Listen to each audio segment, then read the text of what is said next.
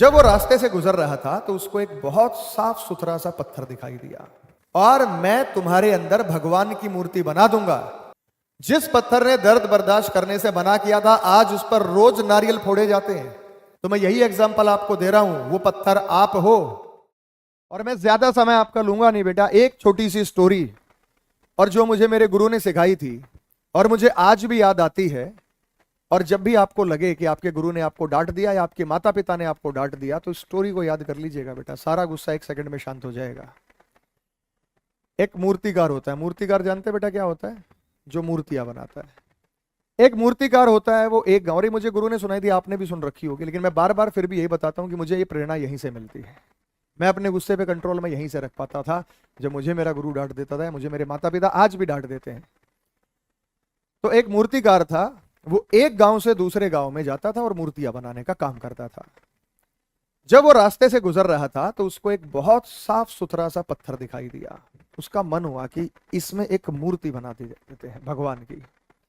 तो उसने उस पत्थर को उठाया और उस पत्थर से सवाल पूछा कि भाई, मैं मूर्तिकार हूं और मैं तुम्हारे अंदर भगवान की मूर्ति बना दूंगा, लेकिन उसके लिए तुम्हें दर्द महसूस करना होगा, क्योंकि मैं छीनी हथौड़े से तुम्हें काटूंगा। तो पत्थर ने कहा कि मैं इस चीज के लिए तैयार हूं, आप मेरे अंदर भगवान की मूर्ति बनाइए। मूर्तिकार ने उस पत्थर को उठाया और छीनी हथौड़े से उस पर चोट लगानी शुरू की। पत्थर को दर्द हुआ, फिर चोट लगाई और दर्द हुआ और चोट लगाता गया। जब आधा काम उसका पूरा हो गया तो पत्थर ने कहा, बस अब मैं दर्द बर्दाश्त नहीं कर सकता, भाई मुझे छोड़ दो। पत्थर ने मना कर दिया, मेरे से दर्द बर्दाश्त नहीं होगा। वो मूर्तिकार था, उसने सोचा भाई ठीक है, तू नहीं कोई और सही, उसने रख दिया वहां पे और आगे चला। थोड़ी ही दूर पे एक और पत्थर वैसा ही दिखाई दिया। वही सवाल उसने उस पत्थर से किया कि भाई, मैं तुम्हारे अंदर भगवान की मूर्ति बनाना चाहता हूं। पत्थर तैयार हो गया और उस पत्थर पे प्रहार किया तो पत्थर को दर्द हुआ, और जोर से हथौड़ा लगाया और जोर से लगाया, उसको काट दिया और तराश के एक खूबसूरत मूर्ति बनाई, क्योंकि उस पत्थर ने दर्द बर्दाश्त कर लिया। उस मूर्ति को वहां एक बरगद का पेड़ था, उसके नीचे रख दिया और लोगों ने वहां पे देखा कि मूर्ति रखी हुई है, तो लोगों ने वहां पे क्या किया, सिर झुकाना शुरू किया, कुछ पैसे चढ़ाने शुरू कर दिए। लोगों की मनोकामना पूर्ण हुई तो वहां पे एक मंदिर बना दिया गया, एक छोटा मंदिर वहां बना दिया गया। और जब वहां पे मंदिर बना दिया तो उस मंदिर का एक मूर्ति का रुद्राभिषेक, जलाभिषेक करना था। तो पंडित ने नारियल फोड़ना था, तो पंडित ने कहा, भाई पत्थर लेके आओ, नारियल फोड़ना है। तो वही पत्थर जिसने दर्द बर्दाश्त करने से मना कर दिया था, वो पड़ा हुआ था, कटा हुआ, उसको उठाया और नीचे रख दिया भगवान के चरणों में, उस मूर्ति के चरणों में। और अब उस पर पंडित ने नारियल फोड़ा और वो जो जल था उस पत्थर पे, उस मूर्ति पे चढ़ा दिया जिसने दर्द बर्दाश्त किया था। जिस पत्थर ने दर्द बर्दाश्त करने से मना किया था, आज उस पर रोज नारियल फोड़े जाते हैं, आज उसको रोज दर्द होता है। हजारों लोग आते हैं, नारियल फोड़ते हैं उसके ऊपर, लेकिन वो अपना दर्द बर्दाश्त नहीं कर सकता। और जिस पत्थर ने दर्द बर्दाश्त कर लिया था, आज उसमें भगवान की मूर्ति निकल गई। लोग शीश झुकाते हैं, लोग उसकी पूजा करते हैं।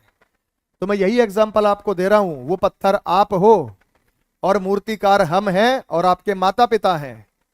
अगर आप दर्द बर्दाश्त कर लेंगे तो आपके अंदर भगवान की मूर्ति निकल आएगी, आपको लोग शीश झुकाएंगे, आपको सलाम करेंगे। और अगर जीवन में कुछ हासिल नहीं कर पाए, आज की क्षण में आपने दर्द बर्दाश्त नहीं किया, तो जिंदगी भर आपको दर्द होता रहेगा और वो दर्द आप किसी को नहीं बता सकते। तो मैंने कल भी कहा था, पढ़ने से आसान काम इस धरती पे कोई सा ही नहीं है। और इस बात का रियलाइजेशन आपको तब होता है जब आपकी पढ़ने की उम्र निकल चुकी होती है। उस समय आप कहते हैं कि काश मैं पढ़ लेता तो आज मेरी जिंदगी कुछ और होती। तो अगर आपके माता पिता आप पर हाथ भी उठा दे, आपको भला बुरा भी कह दे, बेटा वो मूर्तिकार है, तो आपको वो दर्द बर्दाश्त करना है। आज आपको 12 घंटे पढ़ना, तो 12 घंटे पढ़ने का वो दर्द आपको बर्दाश्त करना है। हो सकता है कि आप मोबाइल से बैकअप ले रहे हो, आपकी आंखों में दर्द हो जाए, हो सकता है पढ़ते पढ़ते आपको नींद आ रही हो सकता है आपका मन ना हो तब भी आपको पढ़ना पड़ रहा हो, लेकिन ये सब आप इसलिए कर रहे हैं क्योंकि आपको अपने अंदर का जो भगवान है उसको तलाशना है। आज आपकी कोई कदर नहीं करेगा बेटा, 2-4 फ्रेंड्स आपकी कदर करते हैं, वो कदर नहीं होती। जब सारा गांव समाज और देहात आपकी कदर करता है, वो कदर होती है।